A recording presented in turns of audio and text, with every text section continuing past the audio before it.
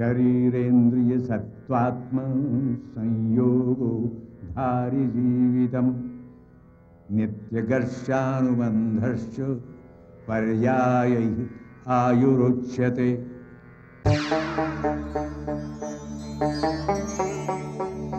यह मात्र एक मंत्र नहीं है, इसमें स्वस्थ एवं निरोग शरीर की हजारों वर्षों से भारतीय दार्शनिकता निहित है। इसके अनुसार इंद्रियां, आत्मा व मन के सम्यक समन्वय से स्वस्थ जीवन, स्वस्थ समाज व स्वस्थ राष्ट्र की नींव पड़ती है। अनेक विद्वानों, इतिहासकारों के अनुसार यह दर्शन मनुष्य को ज्ञात प्राचीनतम स्वास्थ्य विज्ञान है। ये ऐसी प्रणाली है जिसमें जीवन के रोग प्रतिषेधात्मक, स्वास्थ्य संवर्धक एवं चिकित्सात्मक पहलुओं का अत्यंत गहन व समग्र वर्णन है। आयुर्वेद।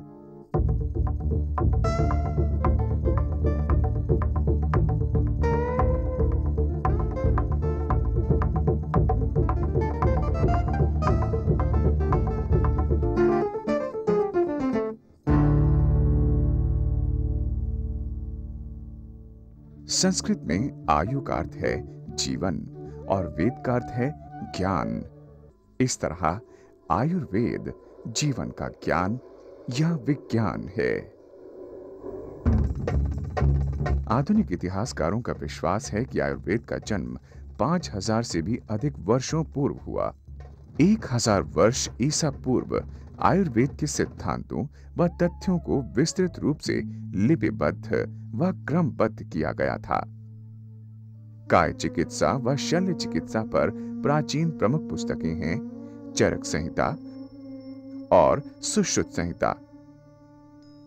सुश्रुत संहिता में आयुर्वेद की 8 शाखाओं का वर्णन है जो आधुनिक पाश्चात्य चिकित्सा प्रणाली से मेल खाते हैं। ये हैं सामान्य चिकित्सा अर्थात काय चिकित्सा, प्रसूति तंत्र व बाल रोग चिकित्सा कौमार भृत्य, मनोरोग विज्ञान भूत विद्या, शालाक्य तंत्र अर्थात कान, नाक, गला, आंख व मुंह संबंधी बीमारियों का निदान व चिकित्सा, शल्य तंत्र सर्जरी, अगध तंत्र विष चिकित्सा विज्ञान, रसायन तंत्र दीर्घायु हेतु चिकित्सा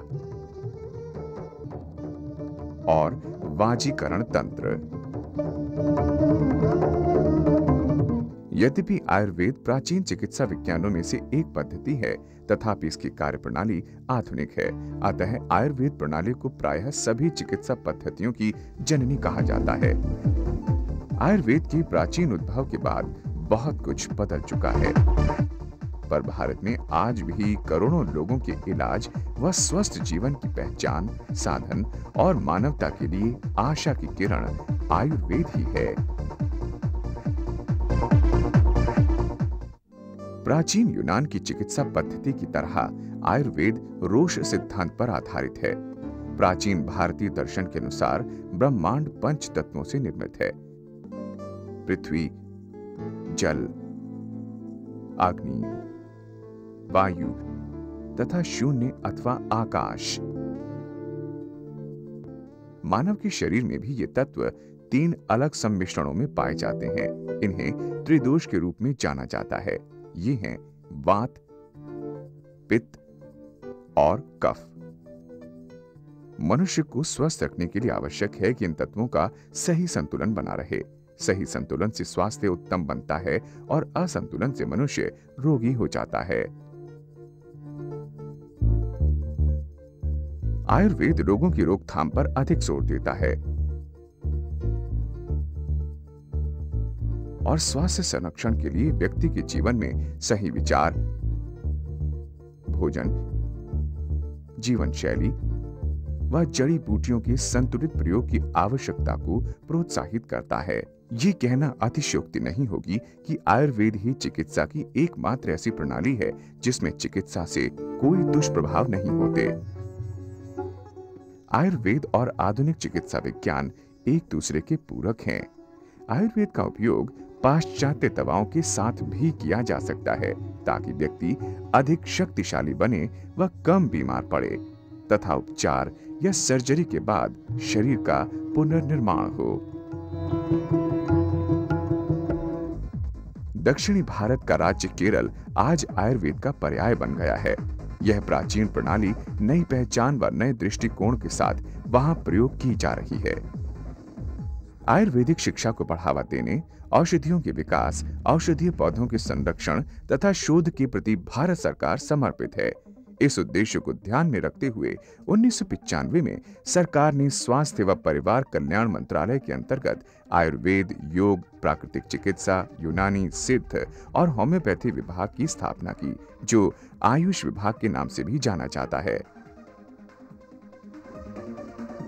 भारत में आयुर्वेदिक चिकित्सा से संबंधित संस्थाओं का प्रभावशाली तंत्र है और तेजी से इसका विकास हो रहा है। आज भारत में 200 से अधिक आयुर्वेदिक कॉलेज हैं, जिनमें से 60 में स्नातकोत्तर उपाधियां दी जा रही हैं।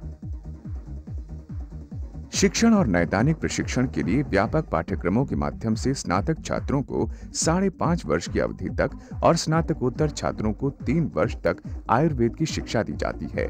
इसके बाद प्रायोगिक अनुभव के लिए इंटर्नशिप ट्रेनिंग होती है।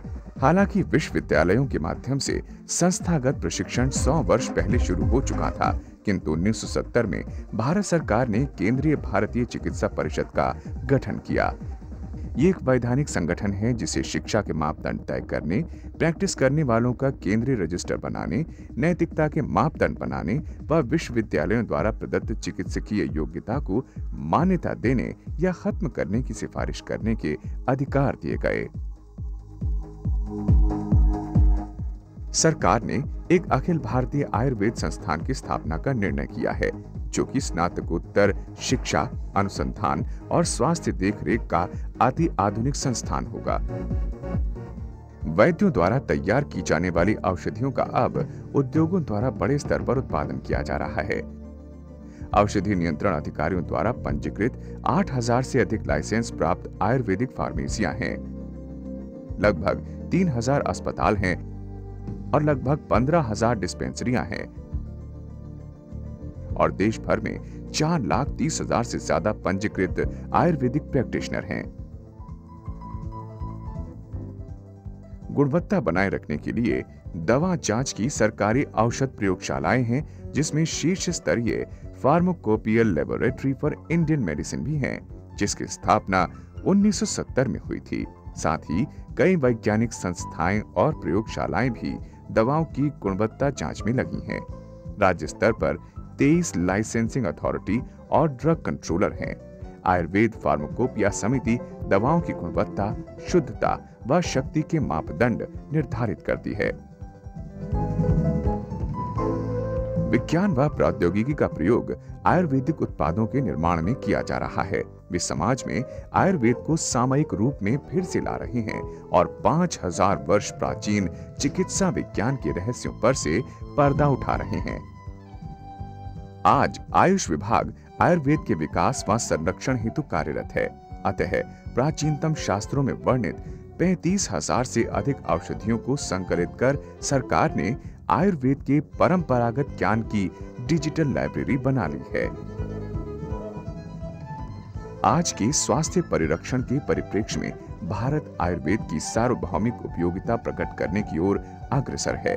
श्रीलंका, नेपाल, बांग्लादेश, म्यांमार, मॉरिशस, दक्षिण अफ्रीका और हंगरी ने आयुर्वेद को सरकारी मान्यता प्रदान कर दी है।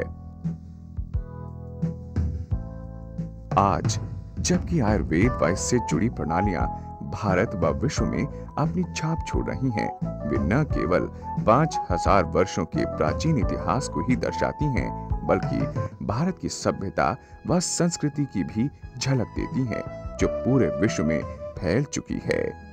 आयुर्वेद की यह प्रणाली स्वस्थ व स्फूर्त समाज के दर्शन को अपने में समेटे हुए है और इस संस्कृत श्लोक पर आधारित है। सर्वे संतु निरामयाः, यानी मानव समाज निरोग व स्वस्थ होना चाहिए। ॐ सर्वे भवन्तु सुखिनः, सर्वे सन्तु निरामयाः, सर्वे भद्राणि पश्यन्तु, मा कश्चित् दुःखभाग् भवेत्।